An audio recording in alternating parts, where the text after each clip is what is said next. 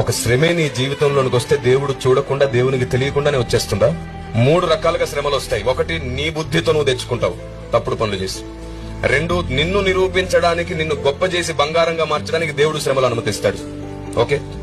3వది, నీ చుట్టుండే వారి వల్ల కూడా నీకు శ్రమలు వస్తాయి, బాధలు వస్తాయి. నువ్వు ఎంత బాగున్నా నీ చుట్టుండే నీ ఫ్యామిలీయో, బంధువులో, స్నేహితులు ఎవరి వల్లనే శ్రమలు వస్తాయి.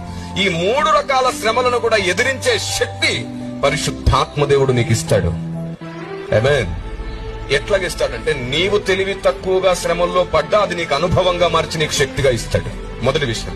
2వది, దేవుడు గాని శ్రమలు అనుమతించాడు అంటే నువ్వు అదృష్టవంతుడివే, ఎందుకంటే నీ అంతస్తు పెంచబోతున్నాడు. 3వది, నీ చుట్టుండే వారి వల్ల నీకు శ్రమ వచ్చినప్పుడు కూడా, వారి వల్ల కలిగిన శ్రమలలో కూడా నీవు అనేకులకు అనుభవం, అనేకులకు వెలుగుగా మారిపోతావు. Praise the lord. అక్కడ నీ ప్రేమ పరీక్షించబడుతుంది, అక్కడ నీ ఓర్పు పరీక్షించబడుతుంది, అక్కడ నీ సహనం పరీక్షించబడుతుంది. మనం ఏం చేస్తాం తెలుసా? శ్రమ రాగానే తొలగించు ప్రభువా అని ప్రార్థిస్తాం. తప్పు ప్రార్థన. కీడు నుండి తప్పించు ప్రభువా అని అడగండి. కీడు అంటే శ్రమ కాదు, మరణాపాయ స్థితి.